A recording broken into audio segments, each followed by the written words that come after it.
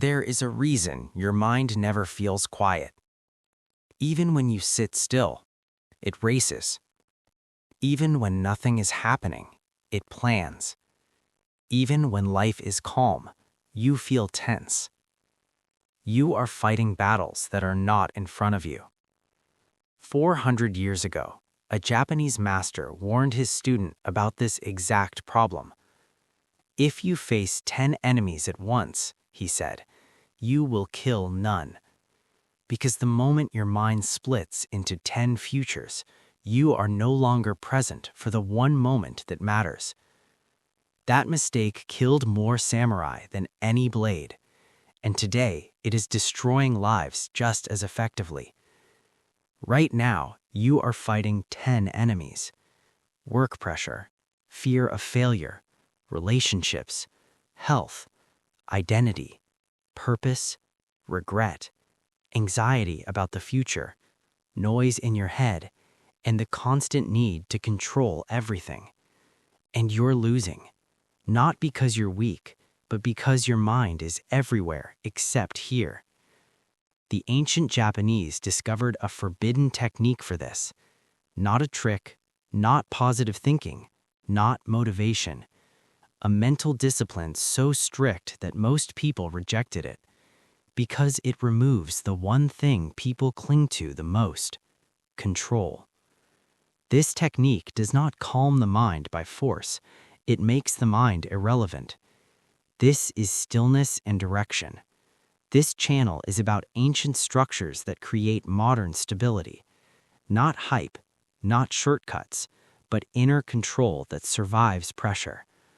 If you're tired of being mentally pulled apart, subscribe to the channel. And if you're ready to learn something uncomfortable but real, like the video now, not for the algorithm, but as a commitment to presence. Now listen carefully. The Japanese never believed the mind should be controlled. They believed it should be placed. A restless mind is not evil. It is misdirected. The samurai understood this early, that thinking too much before action creates hesitation. Hesitation creates fear, and fear gets you killed. So they trained something else: presence. Not awareness as an idea, but presence as a weapon. A state or thought does not lead action, where fear is felt but not obeyed, where attention rests fully in the present moment. They called this state by many names: Zenshin, Fudoshin, Shoshin. Different words, same core truth. When the mind stops clinging to outcomes, the body moves correctly on its own. This is why masters looked calm in chaos, not because they were fearless, but because fear had no authority over them. Most people try to fix the mind by adding more thinking, more planning, more analysis, more strategies. The Japanese did the opposite. They subtracted. They removed attachment to success. They removed obsession with the future. They removed identity from action. And what remained was something terrifyingly effective: clarity. The forbidden technique you're about to learn does not improve you, it strips you. It removes mental noise, removes ego, removes the illusion that you are in control, and that is why it works. In the next section, you'll meet a young samurai named Takeshi. You'll see exactly how his mind betrayed him, and how shame became the doorway to mastering this technique. Takeshi was talented. That was the problem. He learned techniques quickly. He understood strategy. Other students admired him. And because of that, his mind was always ahead of the moment. During training, while others focused on the strike in front of them, Takeshi was already thinking about the next move, the counter, the outcome. He believed this was intelligence. His master saw it as danger. One afternoon, Takeshi was ordered to spar against a weaker opponent, someone slower, less experienced. Takeshi smiled. He relaxed, and in that moment, he lost. Not because the opponent was better, but because Takeshi's attention drifted. He anticipated a strike that never came. His body moved early. His balance broke. The wooden sword struck his ribs before he could recover. The dojo went silent. The master did not shout. He did not correct technique. He asked one question: "Where was your mind?" Takeshi answered honestly, "I was thinking about the next move." The master nodded. "That is why you were defeated." He explained something that Takeshi had never considered. The mind that runs ahead is not prepared. The mind that looks back is already dead. Only the mind that stays here can act. Takeshi was punished for this failure, not physically, mentally. For the next month, he was forbidden to spar, forbidden to practice techniques, forbidden to read strategy. Instead, he was given one task: to stand. Every morning before sunrise, Takeshi stood in the dojo, feet planted, eyes forward, hands relaxed. No movement, no instruction. At first, his mind rebelled. "This is pointless. I'm wasting time. I could be improving." Thoughts attacked relentlessly. Plans, memories, worries. The master watched silently. Whenever Takeshi shifted his weight, whenever his eyes wandered, whenever impatience appeared, the session restarted. Minutes became hours. Days passed. Something began to happen. The thoughts did not stop, but Takeshi stopped chasing them. They appeared, they faded. His body grew still, not rigid, present. One morning, the master spoke. "You are learning the forbidden technique, not by doing, but by not interfering." This is why most people fail. They try to control the mind. They exhaust themselves. We do not control the mind. We give it nowhere to go. This was Takeshi's first real lesson. The problem was never his lack of discipline. It was his attachment to thought. In the next section, you'll learn exactly how the Japanese trained this state daily, why physical posture mattered more than belief, and how placing the body correctly forced the mind into stillness. The Japanese never trusted belief. They trusted posture. Takeshi expected meditation to be about calming thoughts, breathing exercises, mental control. He was wrong. His master corrected him immediately. "The mind follows the body," he said, "never the other way around." So the training became physical. Every morning, Takeshi sat in the same position, spine straight, chin slightly lowered, shoulders relaxed, hands resting naturally.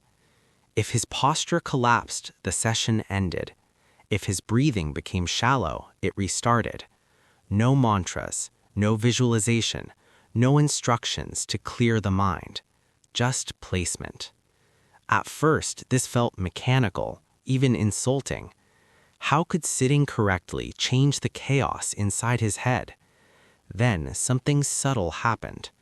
When the spine stayed upright, the breath deepened on its own. When the breath slowed, thoughts lost urgency. They still appeared, but they no longer demanded attention. The Japanese discovered this through experience, not theory. A collapsed body creates a scattered mind. A stable body creates a stable center. This is why samurai trained posture before technique, why monks corrected sitting before teaching philosophy. They knew something modern people ignore. Mental control begins in the nervous system, not the intellect. Takeshi learned this the hard way. One morning, lost in thought, his posture softened. His shoulders dropped forward. His breath shortened. The master struck the floor beside him with a stick. "Your body left," he said. "Your mind followed." From that day, Takeshi stopped trying to manage thoughts. He managed alignment. When tension appeared, he adjusted posture. When impatience rose, he returned to the breath. Slowly, the mind obeyed. This was the forbidden part of the technique. It required no belief, no philosophy, no effort to think differently. It bypassed the ego completely, and that is why it worked. Most people fail at mental discipline because they argue with thoughts. They try to defeat them with logic. The Japanese ignored thoughts entirely. They placed the body where it needed to be and let the mind fall in line. This is why this technique was never taught openly, because it strips away identity, strips away stories, strips away the illusion of control, and people resist that. In the next section, you'll see how this technique was tested under real pressure, why stillness had to survive movement, and how Takeshi learned to carry presence into chaos. Stillness means nothing if it collapses under movement. This is where most people fail. They can sit quietly in a room. They can feel calm when nothing is happening. But the moment pressure appears, the mind scatters again. The Japanese knew this, so Takeshi's training changed. The master no longer allowed him to sit in silence. He had to carry silence into action. They began with walking, slow steps across the dojo, each movement deliberate, heel touching first, weight transferring smoothly. If Takeshi rushed, the session ended. If his attention drifted, it restarted. At rest, anyone can be calm, the master said. Movement reveals truth. At first, Takeshi felt foolish. Slowly moving felt pointless, too simple, too easy. Then he realized something uncomfortable. The slower he moved, the louder his thoughts became. Impatience, judgment, urgency.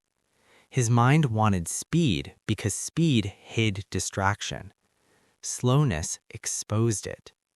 So the master slowed him down further. Then came sword practice. Not sparring, not combat. Single strikes. One cut, reset, another cut. No rhythm, no pattern. Each strike had to emerge from the same stillness as sitting. If the strike came from anticipation, it was wrong. If it came from anger, it was wrong. If it came from thought, it was wrong. This technique is not about control, the master repeated. It is about placement.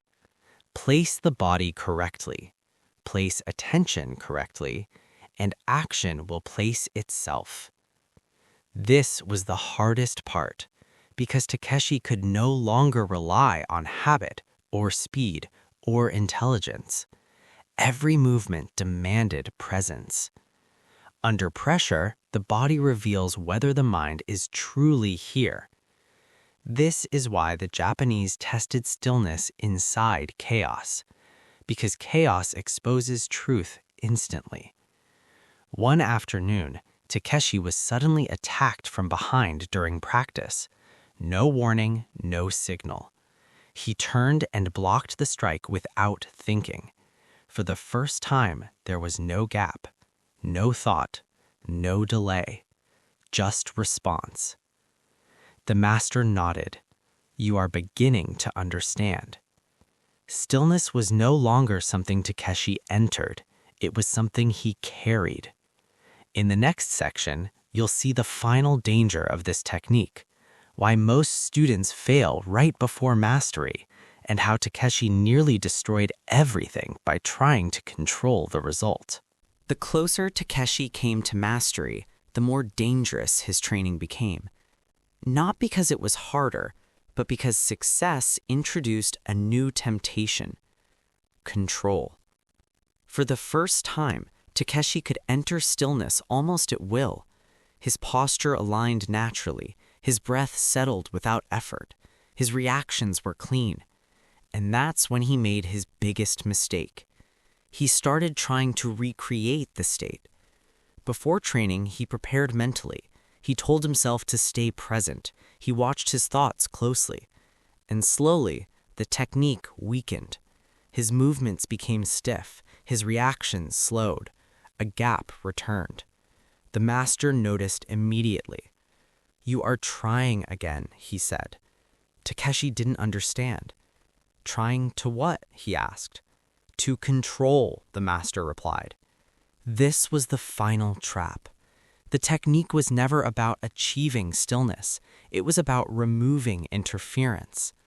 The moment Takeshi tried to hold the state, he reintroduced the mind. Effort returned, tension followed, and presence collapsed.